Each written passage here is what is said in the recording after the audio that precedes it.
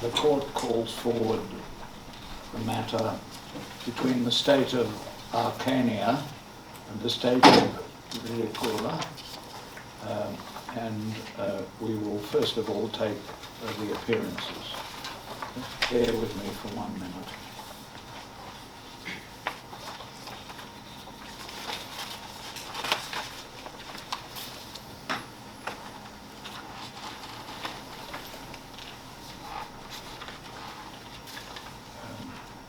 Do we have a list of the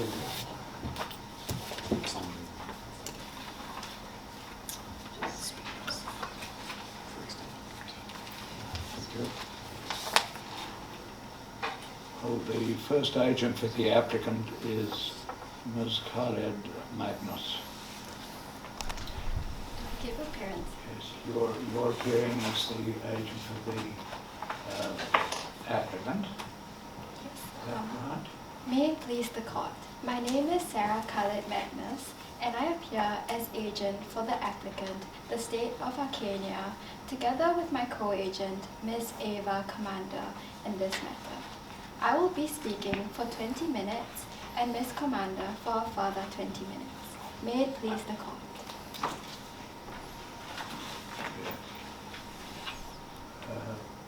Now, the respondent is represented by Ms. Bundy. Mr. President, Your Excellencies, may it please the court. My name is Ikshita Pandey, and I appear for the respondent, the state of Ridicula, along with my co-agent, Mr. Nicholas Chatterin. I will speak for 20 minutes, and Mr. Chatterton will speak for a further 20 minutes. Yes, well, you start off then, please, Ms. Khaled Magnus.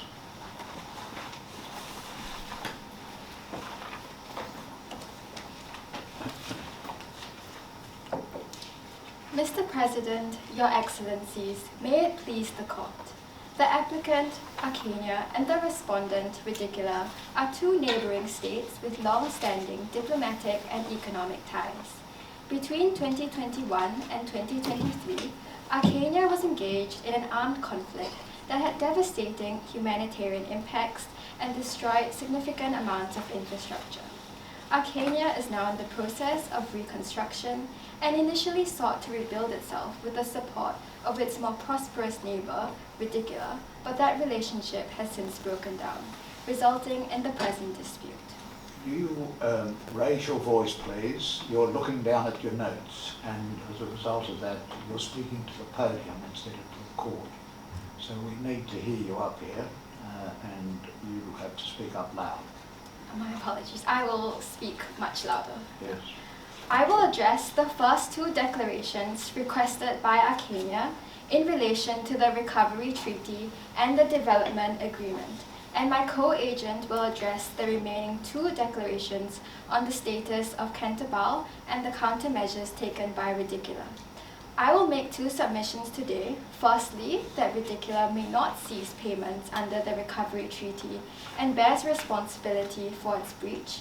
And secondly, that the Development Agreement is not a treaty and that Arcania is therefore under no obligation to grant Ridicula access to its mineral resources.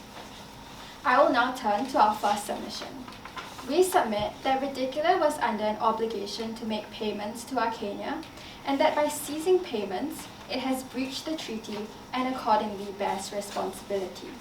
Our submission consists of three parts. Firstly, that the Recovery Treaty imposed an obligation to continue to make such payments to Arcania. Secondly, that Ridicula cannot invoke any grounds for termination found in the VCLT to relieve itself of its obligations. And lastly, that there are no circumstances precluding the wrongfulness of Ridicula's breach of the Recovery Treaty. Could I just ask you whether the parties gave any consideration to the question of whether the state of Profania should be a party to the proceedings? The parties have not considered that in our submissions. However, from the facts, Profania has indicated that it does not wish to engage itself in any litigation surrounding these issues, but that it is willing to accept any outcome determined by this court. Can you assure the court that there will be no relief sought against Profania? As agent for the applicant, I cannot make that assurance to Your Excellency, but we can only refer to the facts in the agreed statement of facts that they would be willing to accept whatever outcome this court arrives at without further litigation. Yes, well, if necessary, we might make an order at a later stage in the proceedings, but meantime you proceed with your argument. Thank you, Your Excellency. Firstly, we submit that Ridiculous clearly undertook obligations to make continued payments of aid under the Recovery Treaty. While we do not have the text of the treaty to interpret its terms in accordance with the VCLT, we submit that it is evident from paragraph 6 and 7 of the facts that the Recovery Treaty created an obligation to make continued payments to support Arcania's reconstruction. And on this point, the respondent does not appear to dispute that Ridiculous was indeed under such an obligation and when it failed to make the payments. Secondly, we submit that Ridiculous is not entitled to invoke any of the grounds in the VCLT to terminate the treaty. While there are a number of grounds for termination under the VCLT, our submission will focus on whether there was a fundamental change of circumstances under Article 62 of the VCLT, since that is the ground invoked by the respondent in their written submissions. While we accept that Ridiculous' economic capacity was an essential basis of consent, we submit that there is no fundamental change of circumstances in this case for two reasons. Counsel, I'm interested in that submission. So you concede that the economic circumstances constituted an essential basis for the consent of the parties. Why do you make that concession? Simply because the nature of the agreement involves the distribution of resources by the respondent, and the existence of those resources would necessarily be an essential basis for consent. So that is why we accept that it was an essential basis of consent for the treaty. But nevertheless, we still submit that fundamental change of circumstances cannot be made out because it was foreseeable that such economic distress would occur to Ridiculous, and secondly, that in the absence of a treaty provision mandating a specified sum to be paid to Arcania, the financial crisis did not radically transform the extent of obligations to be performed under the Recovery Treaty. Why do you say that the change was foreseeable? Because as you can see from the facts, Ridiculous was reliant on taxation revenue from cryptocurrency, which is itself inherently volatile, but in Ridiculous' case, especially so because it took a laissez-faire approach to the regulation of financial products. And secondly, that the hack of the government servers was foreseeable in light of their lack of oversight of their security. So that is why we submit that it was foreseeable that such economic distress could occur at some point following the treaty. Counsel, under Article 62, is the operative test that the change in circumstances was foreseen or foreseeable?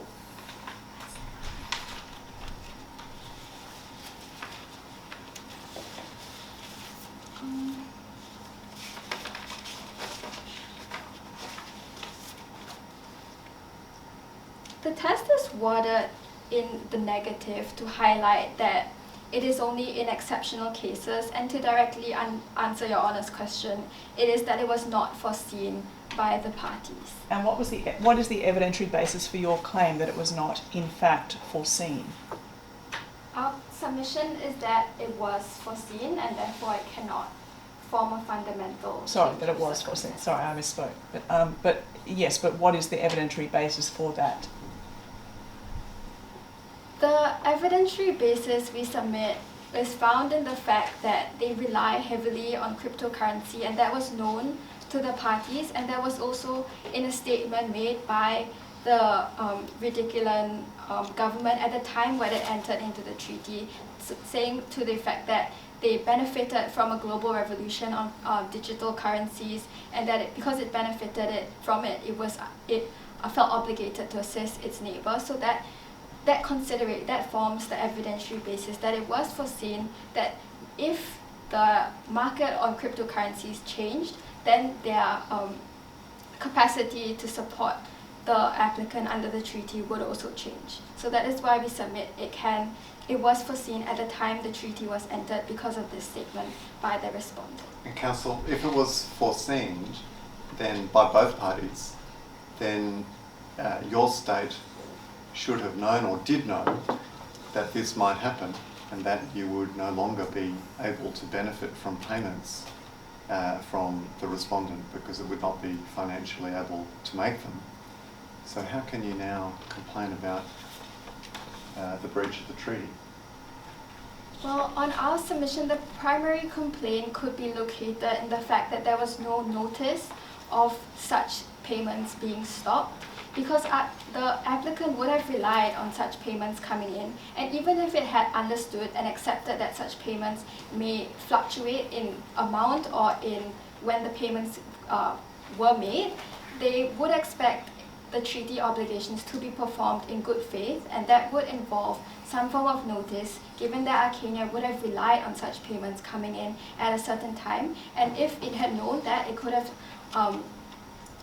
obtained an alternative source of aid. It would be helpful for the court if you could draw our attention to any authorities, any similar cases that may have examined cases in which there have been states in financial or other distress who've been unable to meet obligations under a treaty, and whether that has given rise to a fundamental change of circumstances or frustration. Is there any analogous case that would assist the court? I cannot assist the court with a completely analogous case. However, one case that was considered by this court in terms of fundamental change is the Hungary and Slovakia case, and in that case, Hungary asserted that there had been a fundamental change of circumstances when the system of government had changed, and also because they had new knowledge of the economic difficulties that the dam would pose, and the court in that case held that the performance of the treaty in good faith would have required renegotiation and would have required the parties to recalibrate their specific obligations in light of the changed circumstances, but did not give them the right to terminate the treaty. So in line with that, we submit that the parties could have come together in good faith to determine perhaps if a different amount could have been paid to the applicant, or if the amount could just be made at a different time. Well, now you've got quite a lot to get through, so I think you should just move on. I will now turn to our second submission on the development agreement. We submit that the development agreement does not have treaty status and that Arcania is not under an obligation to grant redicular access. We make the primary submission that the development agreement is not a treaty because the parties did not objectively intend to create obligations under international law, which is one of the elements of a treaty under Article 2, subsection 1A of the VCLT. Taking the approach outlined in the Qatar and Bahrain case, which requires this court to have regard to the terms outlined in the text and the context in which the agreement was drawn up, we submit that the parties intended to facilitate ridiculous access to Arcania's mineral resources under its domestic law. This is indicated firstly by the fact that it was signed by the Arcanian and Ridiculan ministers for commerce, who lack the capacity to bind their respective states under international law, and secondly because the continued necessity for a license to secure mining rights following the signing of the development agreement indicates that the parties intended obligations to be fulfilled under Arcania's existing licensing system. Contrary to the respondent's written submissions at 2.2.2, we submit that the fact that Article 5 provides for disputes to be resolved in the Permanent Court of Arbitration merely suggests that the parties intended for disputes to be resolved in a neutral forum, and not that they intended to be governed by international law, since the Permanent Court of Arbitration is also able to apply domestic law to disputes if that is what the parties have agreed to. That's an interesting submission. And while we're on Article 25 of this development agreement, not only does it refer to the Permanent Court of Arbitration, but it refers to the 2021 arbitration rules of that body. Do those rules enable the Permanent Court to refer or apply rules of domestic law to disputes before it? Your Excellency, while I was unable to find the 2021 articles, I was able to access the 2012 articles, the 2012 rules rather, sorry. Maybe And there's a typo in the facts. It Maybe could- that might be indicative that it wasn't intended to be binding. Perhaps, but Article 35 of the PCA arbitration rules in 2012 allowed for the PCA to apply domestic law if that was what the parties intended. But perhaps the respondent is referring to the fact that the international law will be applied if the parties make no indication that that is to be the case. As such, we submit that Arcania is not under a binding obligation to grant redicular access to its mineral resources and is entitled to cancel Blue Sky Mining Company's license. However, even if the development agreement is construed as a treaty, we submit that Arcania is not under an obligation to provide redicular with unrestricted access to its mineral resources. Rather, it retains the discretion to cancel licenses of rediculant companies that fail to comply with its domestic conditions. Contrary to the submissions of the respondent at 2.2.3 of their written submissions, Blue Sky Mining Company's failure to make payments of their monthly royalties amounts to a clear breach of their license conditions. Furthermore, our interpretation of this document is consistent with the customary international law principle that all states have permanent sovereignty over their natural resources. I didn't hear that.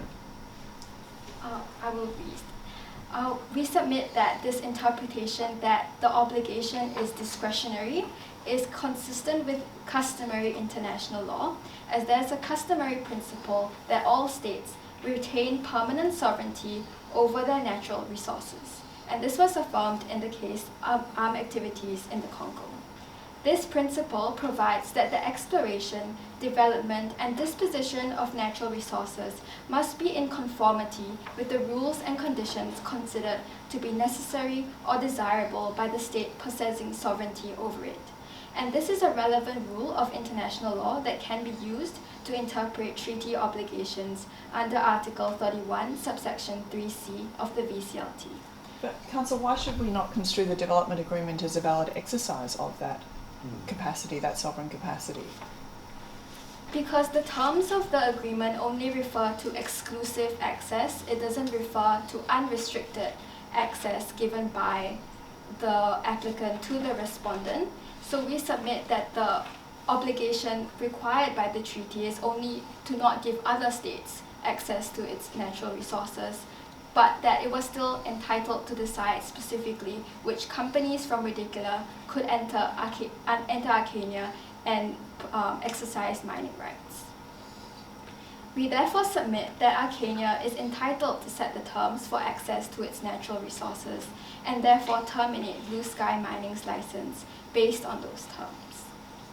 If I can be of no further assistance, that concludes our submissions on the first two declarations, and my co-agent will continue the submissions on the remaining two declarations. May it please the court. Thank you, Council.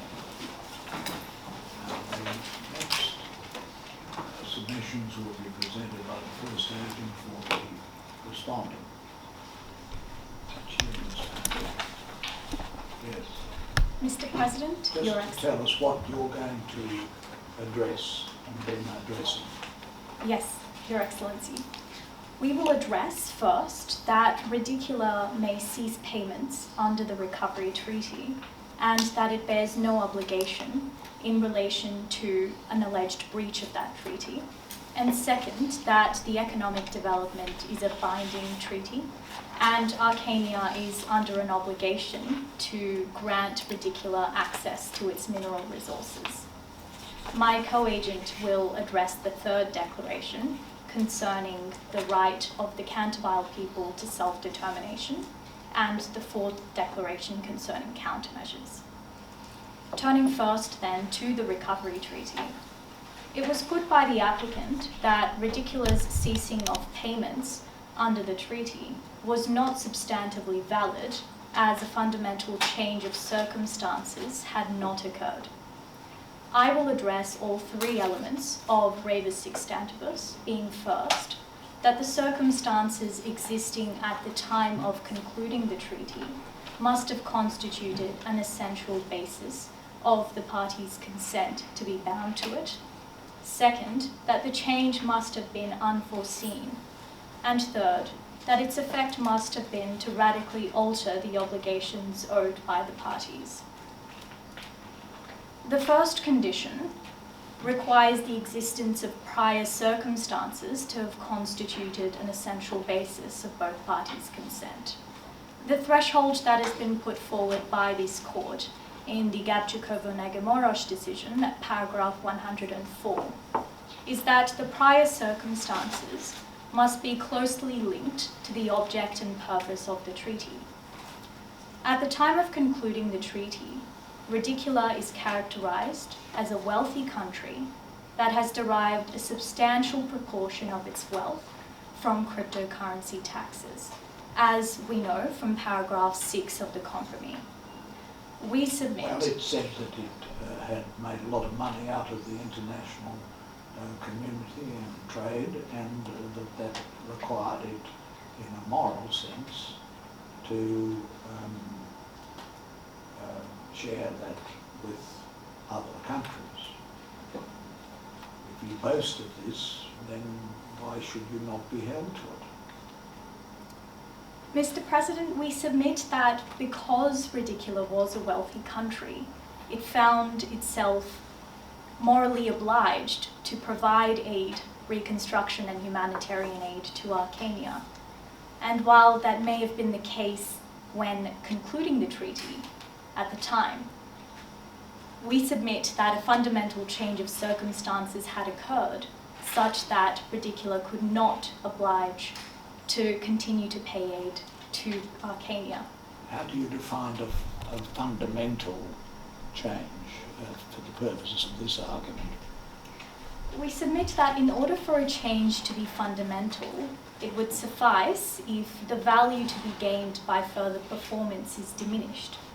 And we submit that in this case, the nature of the treaty is quite different to that in the Gabčíkovo-Negamoros case, where it was a joint investment project that was undertaken by both Hungary and Slovakia, and it depended on economic contributions by both in order for the program to continue to sustain. Here, it is Ridicula that is obliged to continue to pay aid to Arcania, and Arcania is not reciprocally obliged to also provide financial aid. And we submit that in this case, the fundamental change has occurred because of the downturn in its economic capacity to continue to pay aid to Arcania. We submit that in terms of the essential basis of consent, Ridicula's economic capacity at that time was closely linked to the object and purpose of the treaty, that being to provide humanitarian assistance and support the economic recovery of Arcania. If Ridicula did not possess such capacity, the treaty would be devoid of purpose. Council, two questions. Wouldn't this construction of the fundamental change of circumstances test render effectively all its agreements that it has made requiring payment vulnerable to evasion on the great basis of a change in economic environments, which is happening all the time? And so second related question, weren't there alternative revenue streams that it could look to? That is correct, Your Excellency. And as to your first question regarding changes that could have been foreseen, we submit that the change that could have been foreseen were certain market fluctuations. However, we submit that the magnitude of the decrease in Ridicula's economic capacity was not foreseen. And it is on that basis that we submit that that element of a fundamental change of circumstances has been satisfied.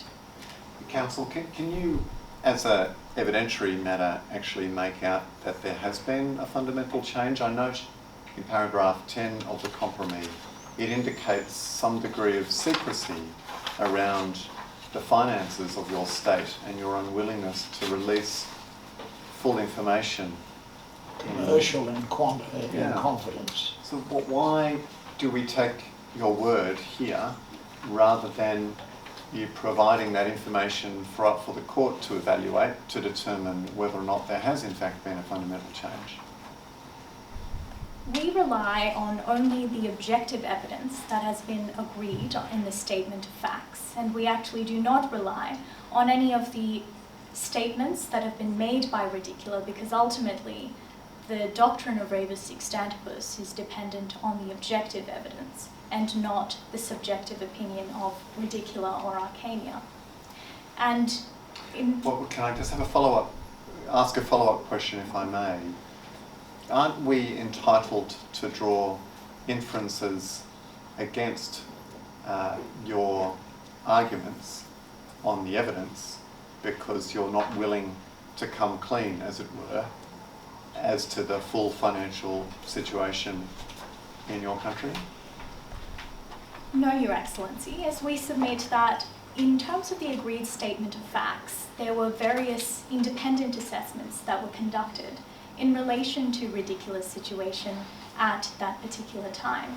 And so we submit that even if Ridicula's information in regards to its financial management was confidential and not revealed, that is a right that it has. And we submit that in relation to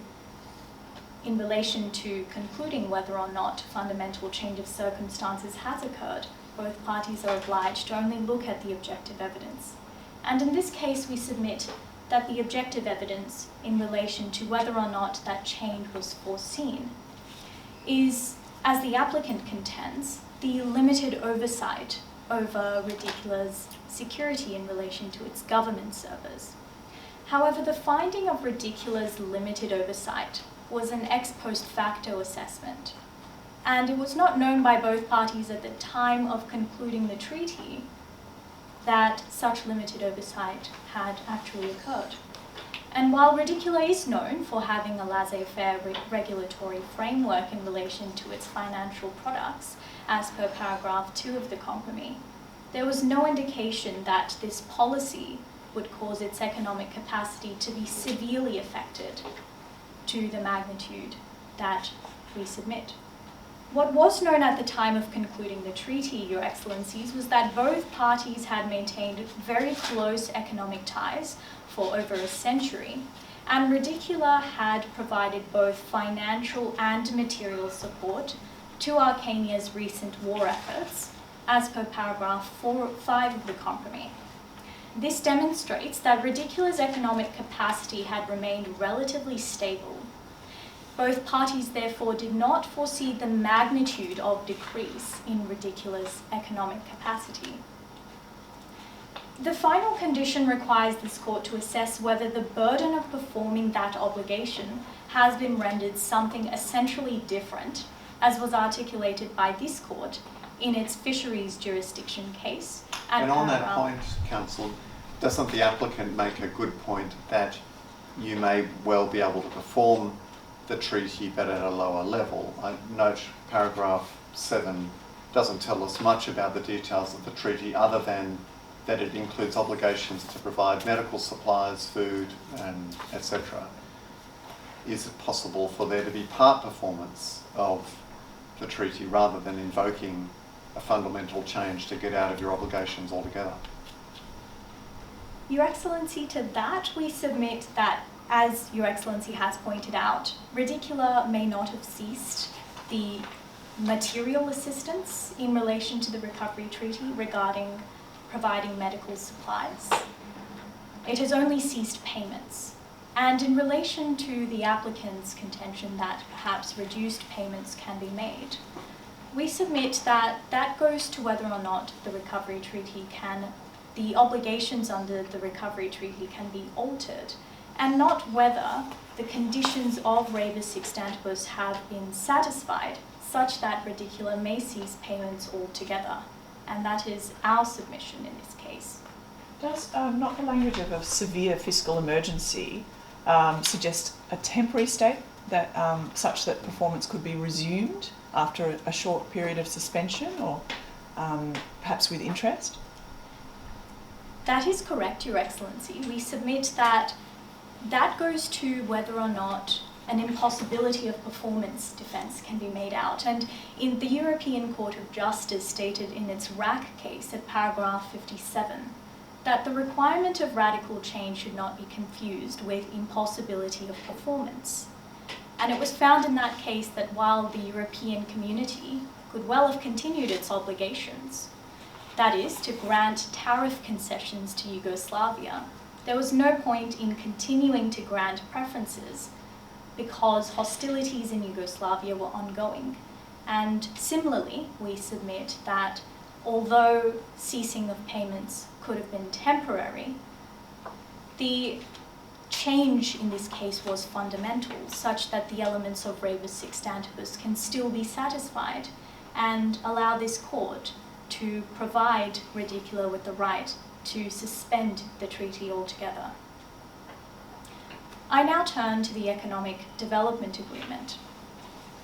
It was put by the applicant... Just before you do, Counsel, briefly, if I may, can I ask you, even if you're unsuccessful on your treaty argument, could you raise an issue of necessity, the defence of necessity, to escape any responsibility for a wrongful act if you unilaterally terminate the treaty?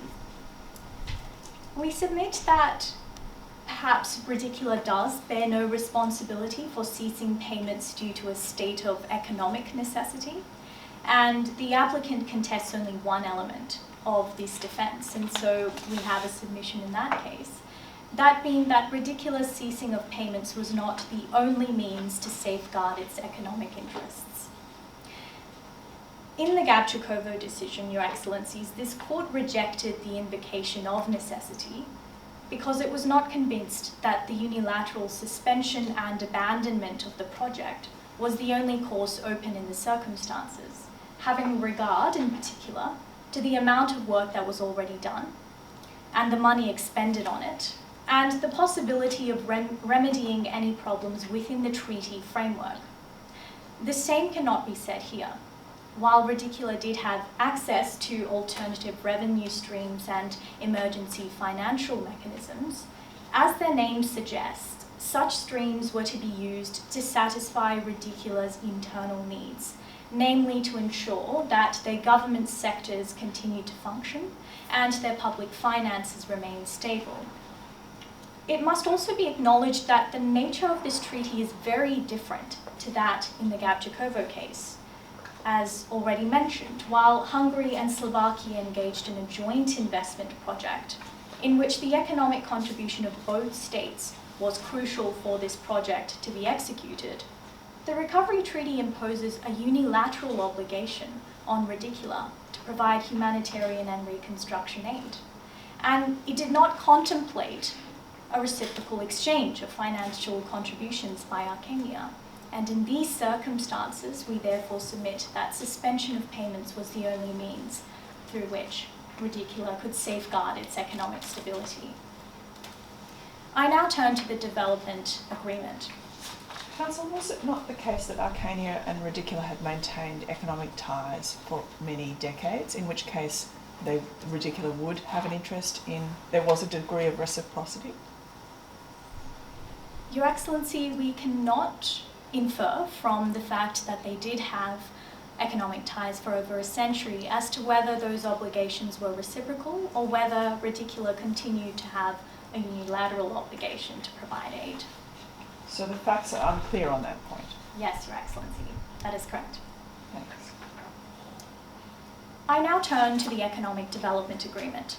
It was put by the applicant that the development agreement is not a binding treaty for two reasons. First, that the development agreement is governed by Arcania's domestic law, and second, that the Ministers of Commerce lacked authority to enter into a binding treaty. In relation to the first submission put by the applicant, we submit that Article 25, as Your Excellencies have pointed out, allows either party to refer any dispute concerning the agreement's interpretation or how it is to be applied to the Permanent Court of Arbitration.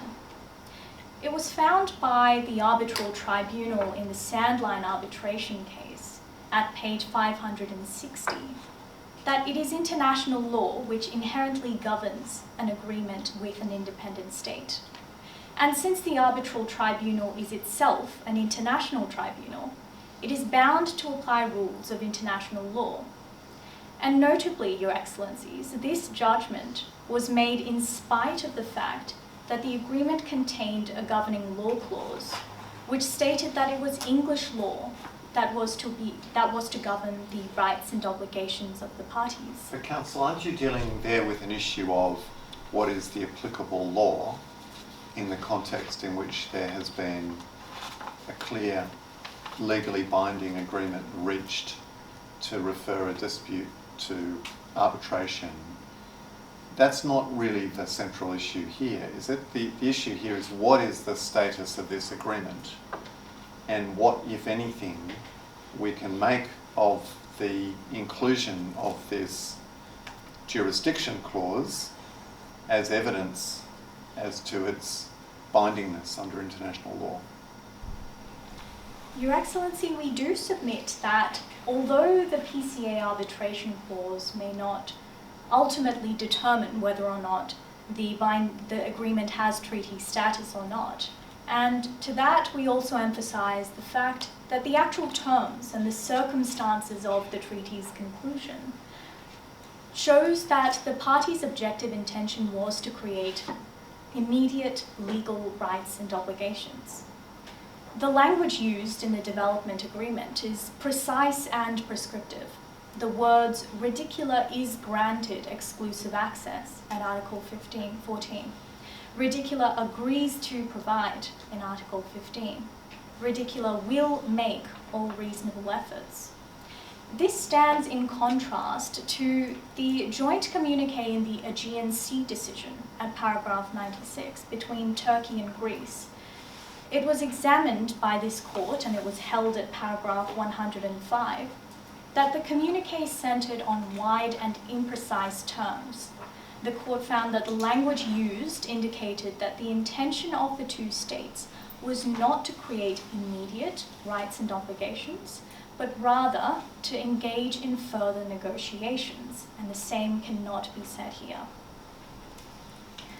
In relation to the applicant's contention that even if the agreement is a binding treaty, Arcania is not under an obligation to grant Ridicula unrestricted access to its mineral resources, we agree with the applicant that the principle of permanent sovereignty over natural wealth and resources is custom. However, as this court has found in its Nicaragua decision at paragraph 105, treaty law has separate applicability to customary law. Parties to a treaty are permitted to derogate from customary law, and in this instance, Arcania has done just that by agreeing to provide Ridicula with exclusive access to its mineral resources. Well, as Her Excellency Justice Johns noted, it is an expression, or can be an expression, of permanent sovereignty to grant access to resources. Do you accept that point? Your Excellency, could you please repeat the question? Is the very act of granting access to resources within a state's territory an expression of the right or of permanent sovereignty over natural resources? That is correct, Your Excellency. And it does not defeat our case in this point, because treaty law and customary law can coexist, but they ultimately have separate applicability.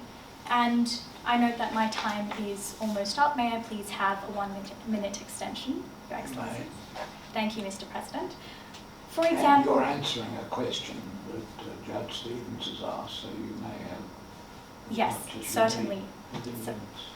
Certainly, Mr. President. To answer Your Excellency's question, I emphasise the case of the SS Wimbledon, where Germany had refused a ship carrying munitions to Poland through the Kiel Canal, citing its obligation to act as a neutral state under customary law. However, this court's predecessor found that Article 380 of the Treaty of Versailles, to which Germany is a party, explicitly required Germany to keep the canal open to vessels of all nations at peace with Germany. And we submit that it is similar here. The fact that Ridicula Arcania has provided exclusive access to Ridicula in a binding treaty does not then justify it to oblige to its customary right and seek to then unilaterally denunciate the treaty. Yes. If I may be of no further assistance. Thank you very much for your assistance. Thank you.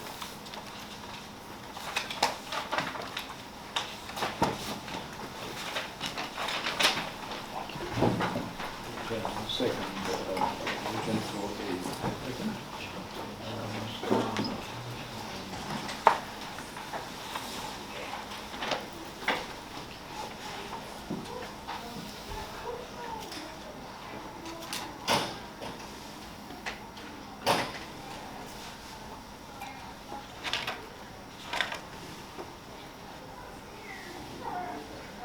Mr. President, Your Excellencies, may it please the Court. I am second agent for the applicant and I will be discussing Declarations C and D.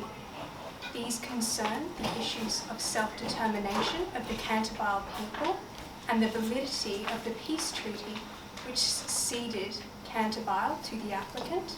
Declaration D concerns the use of countermeasures by the respondent in relation to any issue of self-determination.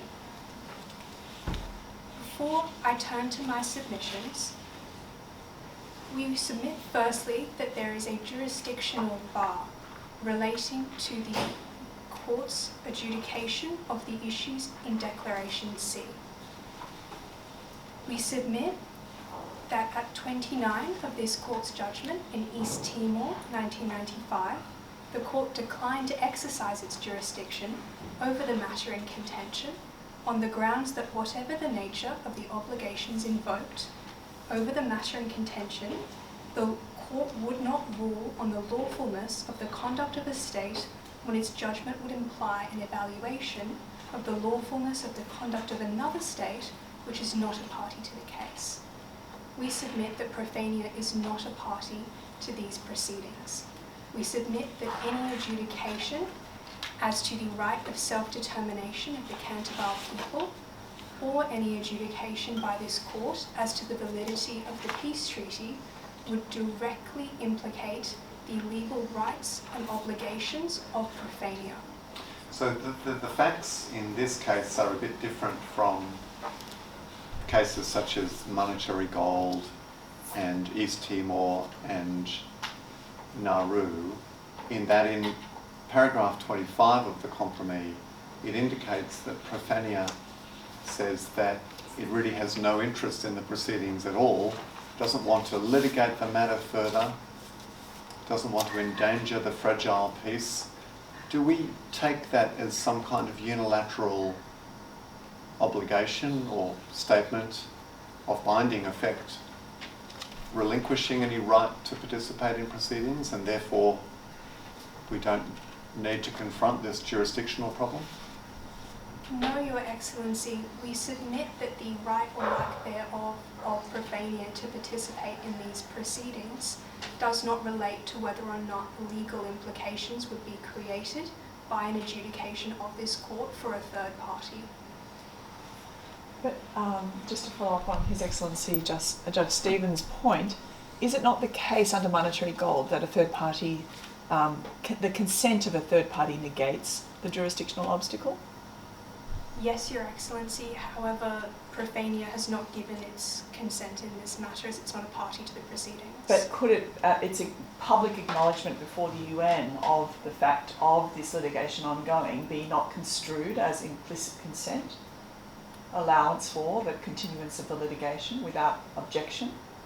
No, Your Excellency, we submit that the statement of Profania at 25 of the compromise related exclusively to whether or not they were willing to participate in further issues of litigation, which may be related to this issue before the ICJ, but litigation is a vague term which could refer to arbitrational decisions or any other proceedings which may be taken against the respondent or the applicant. We submit it's not sufficient to ground on that fact alone that Profania has waived its right to be participating in a proceeding that directly relates to its legal rights. That's an interesting submission. So you are arguing that it could be possible for Profania to relinquish or waive its rights to appear by some kind of formal statement, but it would need to be a precise and clear one relating directly to these proceedings, not some kind of general statement of not having an interest in being involved in any further unpleasantness. Yes, Your Excellency, we submit that the accusations by the respondent are grave in their nature and if founded would create significant legal implications for Profania. We submit on this basis that a specific statement of clear intent would be required to found that they have waived their right to participate in these proceedings. The right to self-determination doesn't belong to nations, it belongs to people. And the question that occurs to my mind is, does the action of Profania bind the people whose right to self-determination is questioned? Yes, Your Excellency, we submit that whether or not Profania, if there is an issue of self-determination relating to Canterville, this would directly impact whether or not Profania had a right to cede the territory or whether the territory was ceded lawfully. We submit that while self-determination does concern peoples, it would in this circumstance directly involve Profania, as Canterville was a province of Profania. Well, you've got a lot of other matters to deal with. I think we should move on. Yes, Your Excellency. If I could turn Your Excellencies to 1.1 and 1.1.1 of my learned friend's written submissions. We submit that the authority cited regarding Chagos Archipelago is not applicable to these circumstances, as Canterville is not a non-self-governing territory, and the legal principle supplied by Chagos Archipelago at 160 is very specific, stating that any detachment by an administrative power of part of a non-self-governing territory, unless based on a freely expressed and genuine will of the people of the territory concerned, is contrary to the right of self-determination. It is stated at 16 of the compromise that Canterville is a province, not a non-self-governing territory.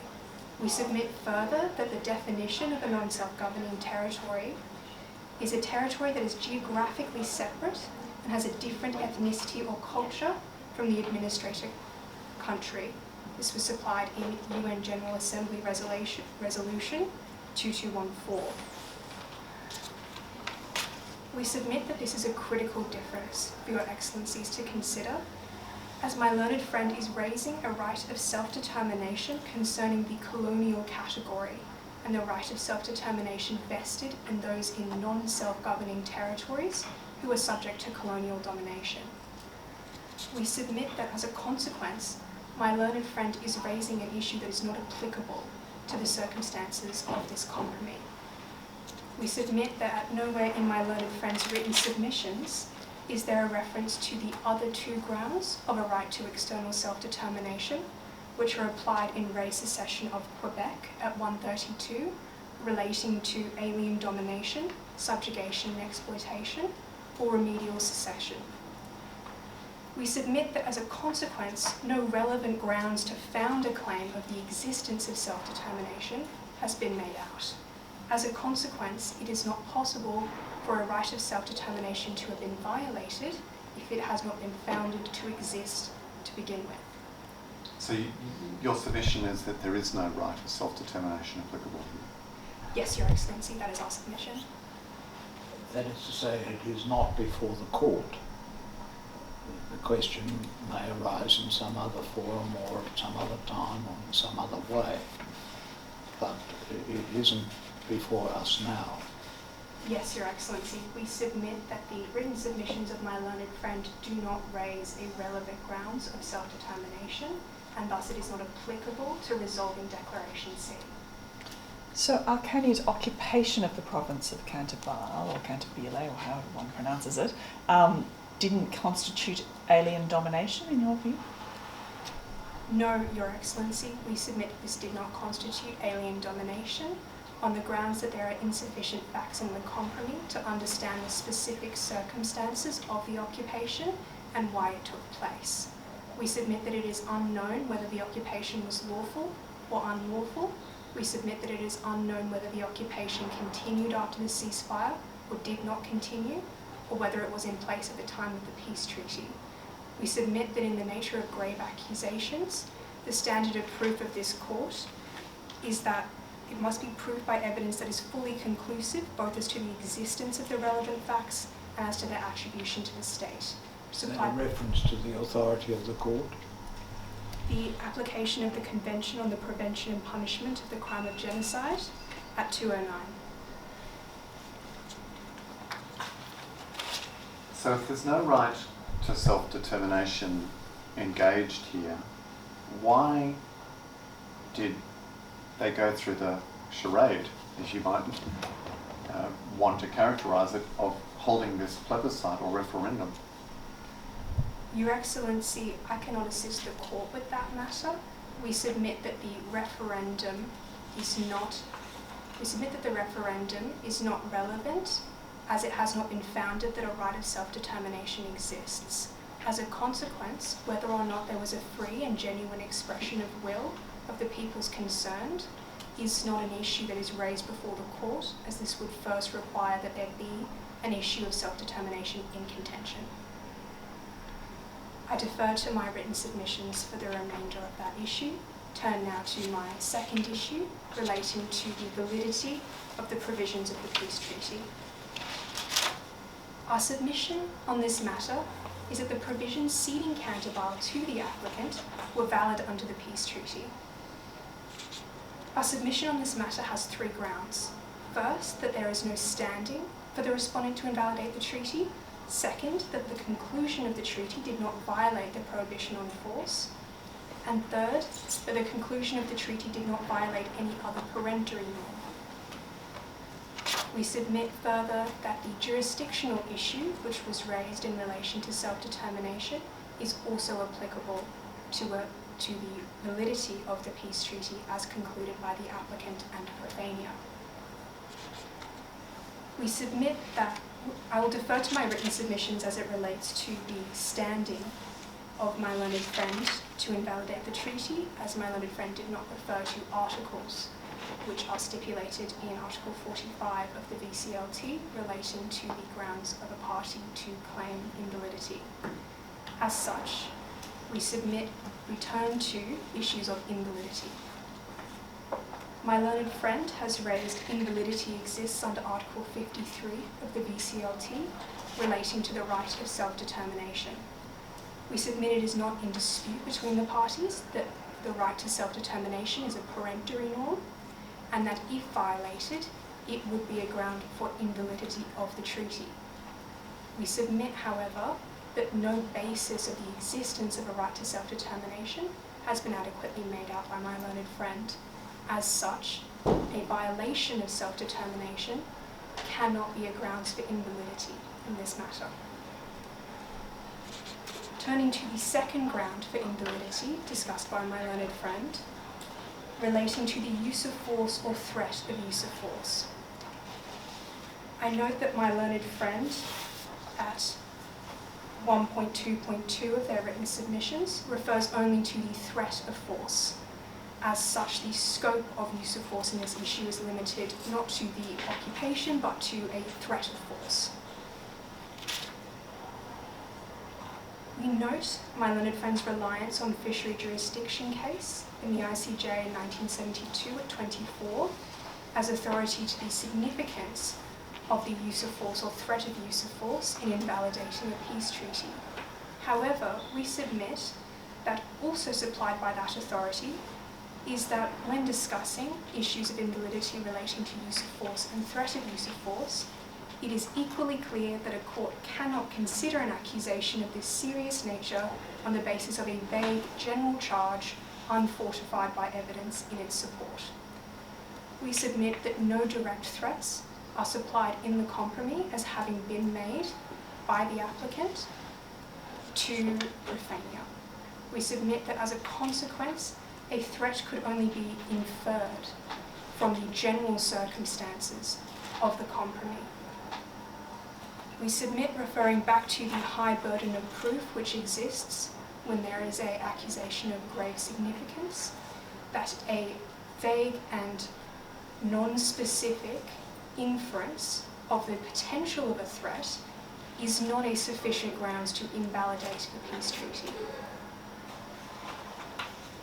We submit further that this grounds could only be established if the threat was found to be unlawful, as in legality of the threat or use of nuclear weapons. In 1996, this court stated at 47 that if the envisaged use of force is unlawful, the stated readiness to use it would be a threat prohibited under Article 2, Paragraph 4. It is not clear in the facts of the compromise whether the occupation was lawful, and if it was lawful, it would prohibit the application of this grounds of invalidity. Counsel, what would be required to render the occupation lawful? Your Excellency, if the applicant was responding to an armed attack by Profania and was acting in self-defence, this would constitute a lawful use of force.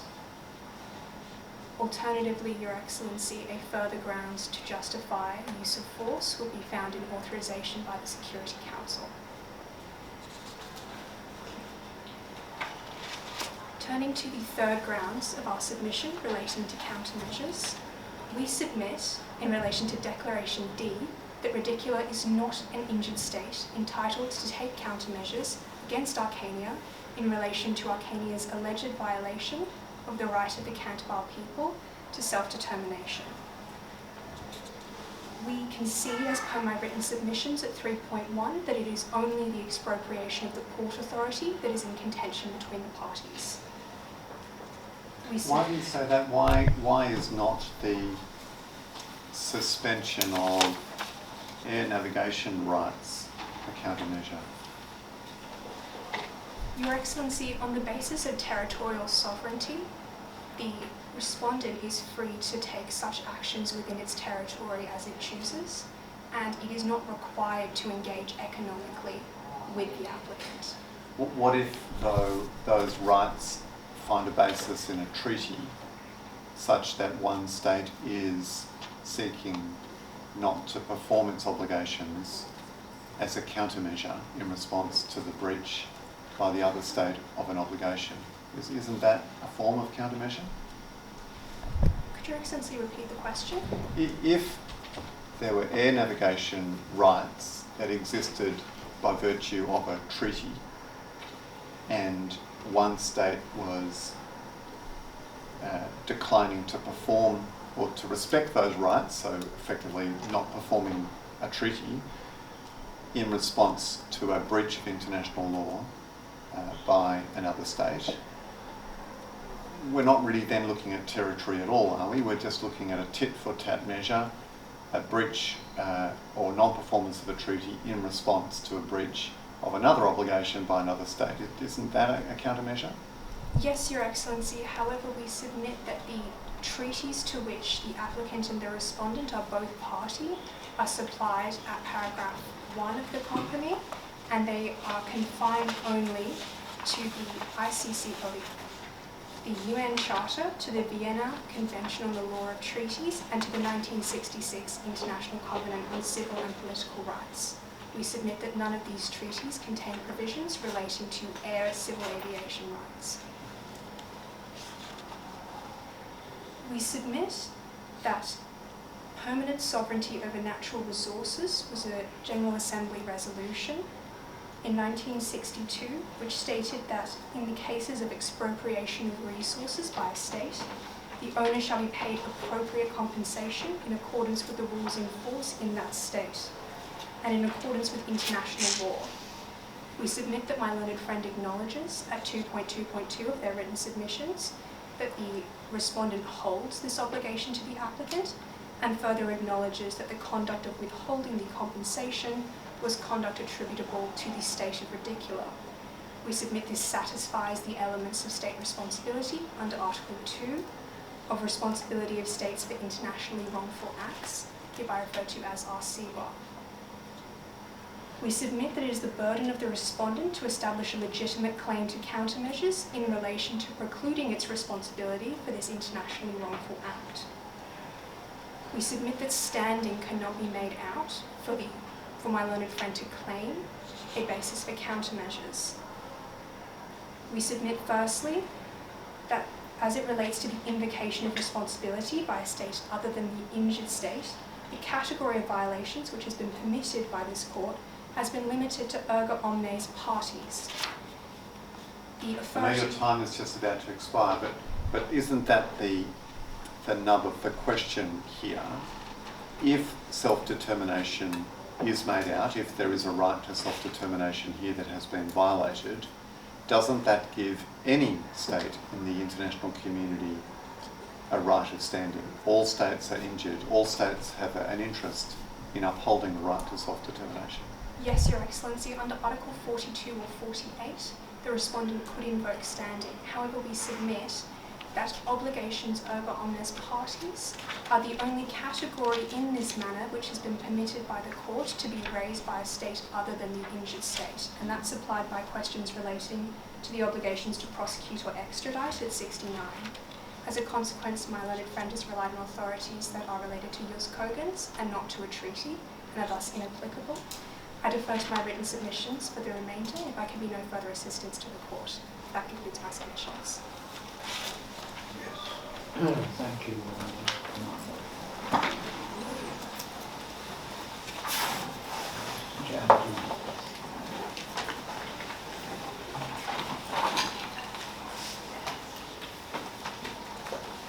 Just tell us at the outset what you're going to deal with.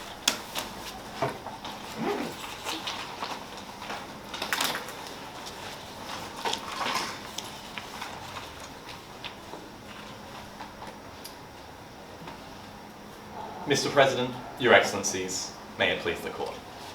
I'll be continuing the case for the respondent and making two submissions as they relate to Declaration C and Declaration D. Our first submission is that the people of Canterbury were denied the right to self-determination and that the peace treaty ceding the Canterbury territory is void. Our second submission is that the respondent is entitled to take countermeasures against the applicant in relation to the applicant's violation of the right to self-determination. We now turn to our first submission regarding Canterbury self-determination and the cessation of territory.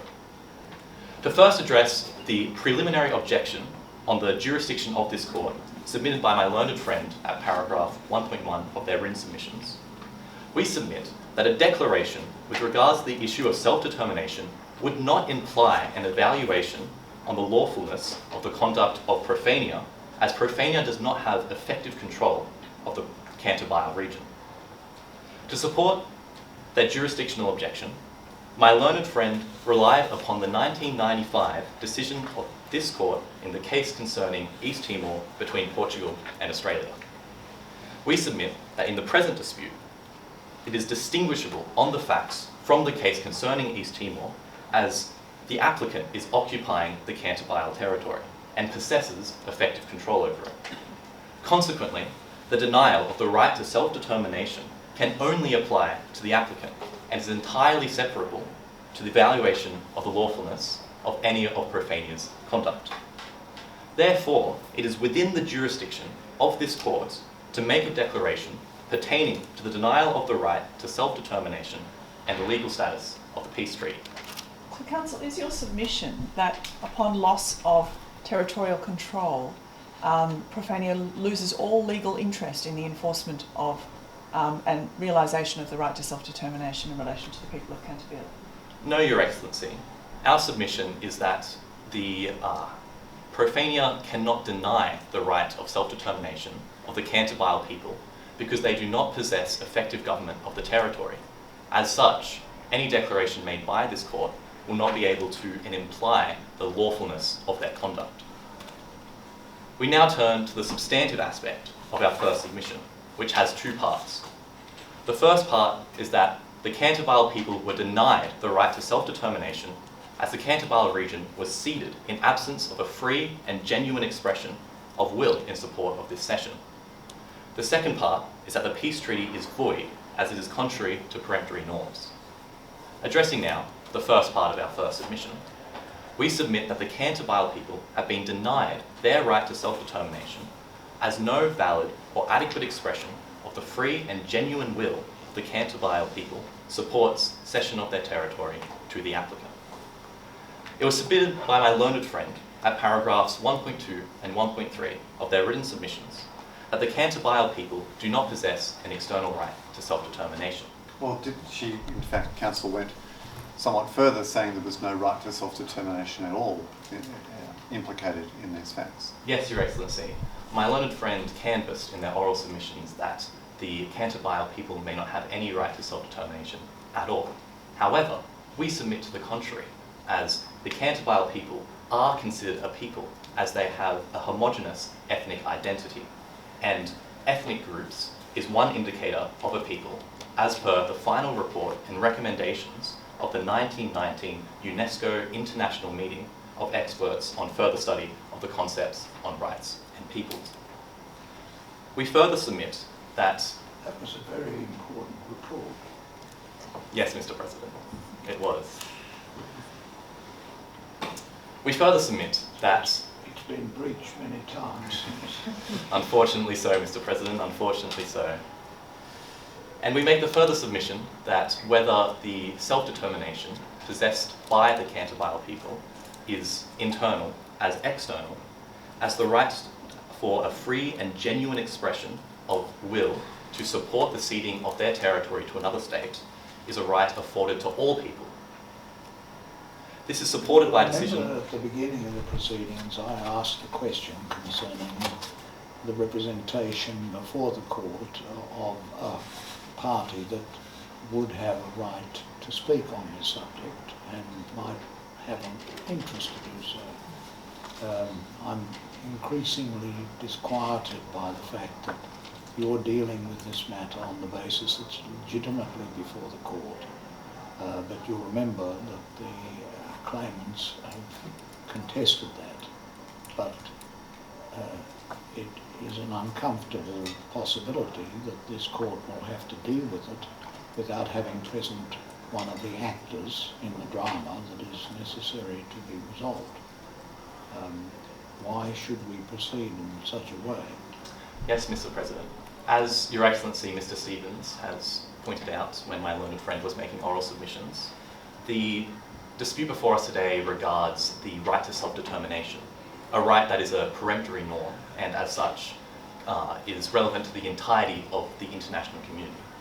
As such, all states, including both states for the present dispute, have a stake in the declarations reached this court, and this court should have standing to make a declaration on the self-determination of the Canterbury people. Whilst the state that had to organise and respond to the right of self-determination is not before us. Apologies, Mr. President. So Mr. President is directing our attention to the elephant in the room, or the elephant not in the room, profanea. How do we deal with the absence of that state? Well, Your Excellency, we submit that in the absence of profanea, a determination on the denial of the right to self-determination can be reached as the applicant in their actions of occupying the Canterbury region and procuring a peace treaty through the threat of force has, in their sense, denied the right to self-determination of the Canterbury people. As such, in the absence of profanea, there is still a determination to be made on the legality of the applicant's actions, which are entirely separable to the lawfulness of profanea's actions. To return to my submissions as they regard to the right to self-determination for a genuine and free expression of will before a people's territory is ceded, we submit that the decision of this court in the 2019 advisory opinion, which is titled Legal Consequences of the Separation of the Chagos Archipelago from Mauritius in 1965, states that any detachment of a non-self-governing territory without the expression of will that is free and genuine of those peoples contravenes the right to self-determination.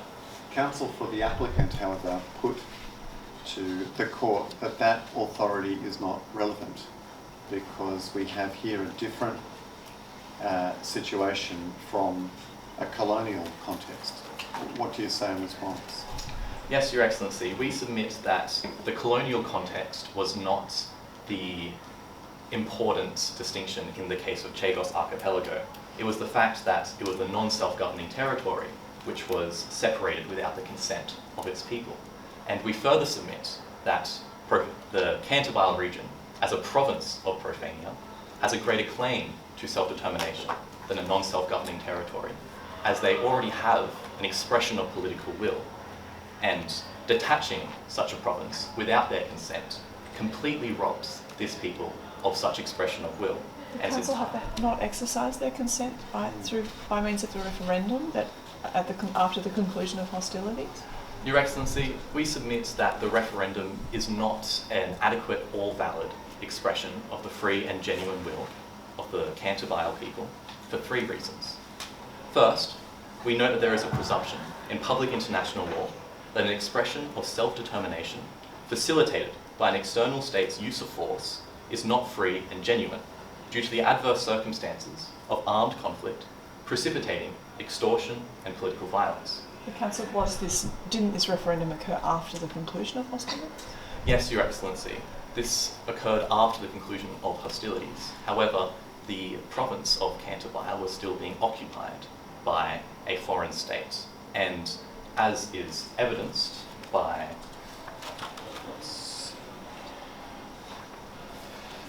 paragraph 3 of the compromise, there is great devastation on the civil and political infrastructure of both states, which would require plebiscites and referendums held to not necessarily be at their full capacity.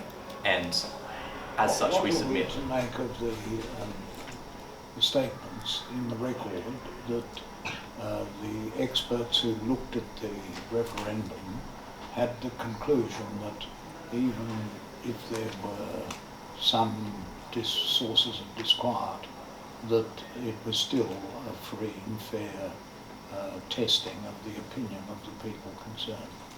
Yes, Mr. President. There have been some independent experts who specifically note that the outcome of the referendum was likely not to have changed if the people within the Cantabile region weren't displaced, or if the irregularities noticed were rectified. However, we submit that with regards to self-determination, it is the expression of will which is the necessary aspect of satisfying the test for self-determination, not necessarily the outcome of the test, as it is entirely possible for a parent state or a state annexing territory to correctly predict the outcome of a plebiscite. However, it is the plebiscite itself which grants the right of self-determination to the peoples affected. If Your Excellencies have no further questions pertaining to my submissions at 1.1, I will now turn to the second part of our first submission, that the peace treaty signed between the applicant and Profania is void due to its contravention of peremptory norms. It is a cornerstone of international law, reflected by Article 53 of the 1969 Vienna Convention on the Law of Treaties, that there are peremptory norms from which no treaty can derogate from. Consequently, the peace treaty, which sanctions the cession of Cantabile to the applicant, is void, as it denies the right to self-determination as submitted in our previous submissions. Counsel, if we were to accept your submission here, what possible consequence would it have for other agreements, other peace agreements that have been concluded since the international community recognised notions of peremptory norms? Is there a risk that we would be opening up a Pandora's box of further conflict if we start to declare peace treaties that brought serious conflict to a conclusion void? Your Excellency, there is a risk that certain peace treaties would be declared void. However, we submit that this would only discourage extortion through armed force, as treaties signed where one party is under the threat of force or the use of force should not be seen as a genuine intention of that party to be bound by the articles of that treaty, as they were not able to consent to the treaty due to the use of force in the nation. And whilst peace treaties are usually facilitated by the end of armed conflict, it is important to note that the threat of or use of force only occurs to the victim state and is not applicable to the aggressor state. And as such, peace treaties which are signed on balanced terms or terms which prefer the victim state are more likely to actively reflect the wishes of the international community. If Your Excellencies are not with us on our submission regarding the right to self-determination, we nevertheless submit that the peace treaty is void as it was procured under the threat of force.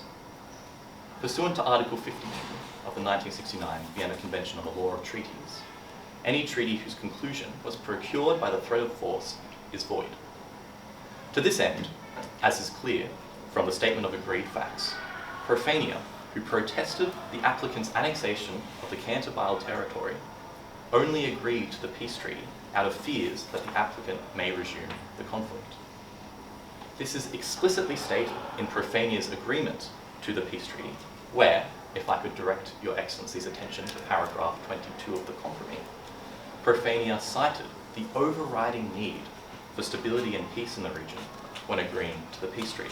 Is that set out in your submission?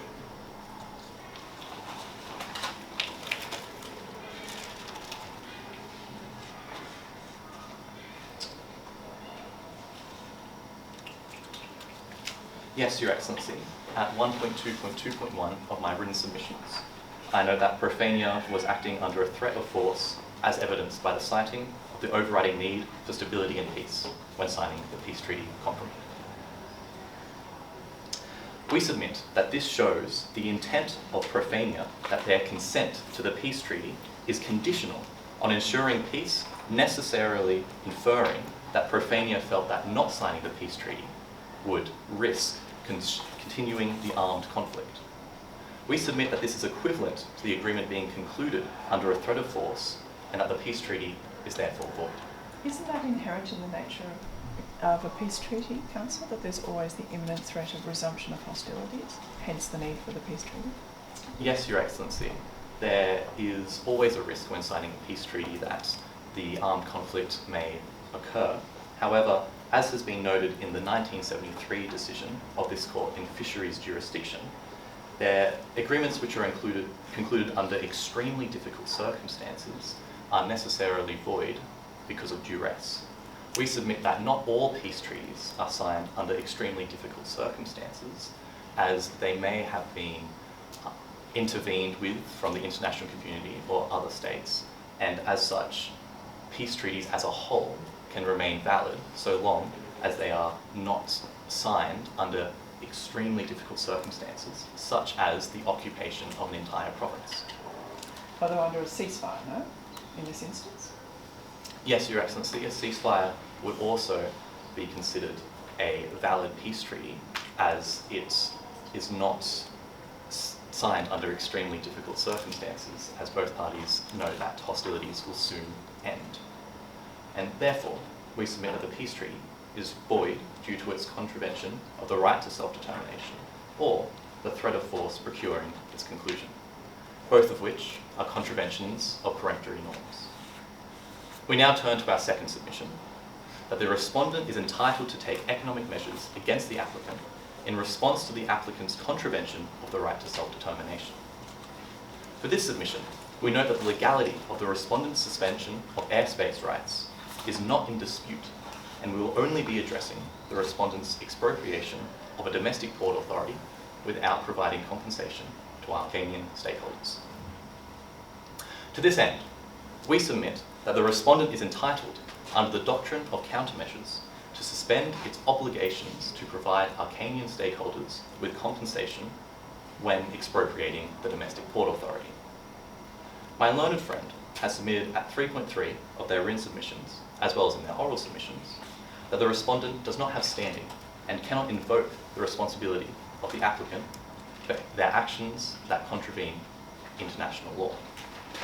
We submit to the contrary, and that the respondent does have standing as articulated by the 2001 Articles on Responsibility of States for Internationally Wrongful Acts, which allow for countermeasures to be taken against states that breach peremptory norms. Pursuant to Article 48, Sub-Article 1b, read alongside Article 54 of the Articles on Responsibility of States for International Wrongful Acts, countermeasures can be taken against states if they perpetrate an internationally wrongful act that breaches an obligation owed to the international community. Council, under the Article 53 of those articles, does it not contemplate that countermeasures will be temporary, in which case shouldn't performance have been resumed after the referendum?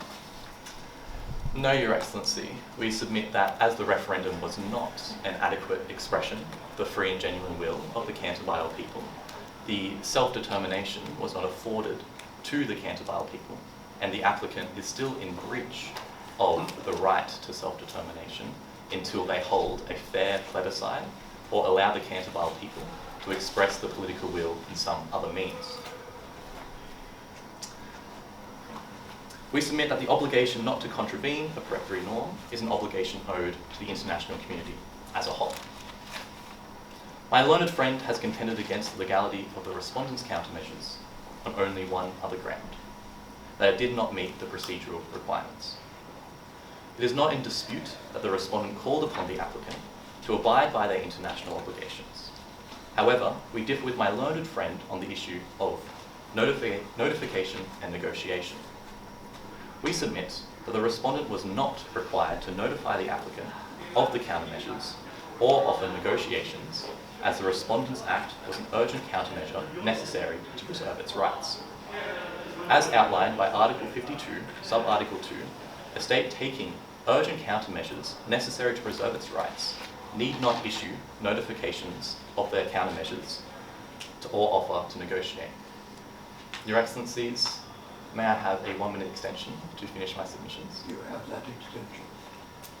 The Respondent's Act of withholding compensation falls within this exception, as it is an action that is used to comply by their obligation to cooperate and dissuade the applicant from their breach of the right to self-determination of the Canterville people. As my learned friend has no further objections to the legality of the respondent's countermeasure, we submit that the respondent was entitled to withhold compensation from Arcanian stakeholders after expropriating a domestic port authority.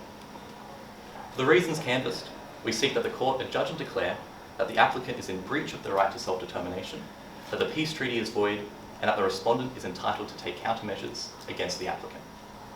If there are no further questions, Your Excellencies, that concludes the submissions for the respondent. May it please the court. Thank you, Mr. Chairman. Under the rules, is there any request to exercise a rebuttal jurisdiction? No. Very well. We will adjourn now to consider the course that we will take in this matter, including the possible course of joining another party to the proceedings. Court will adjourn.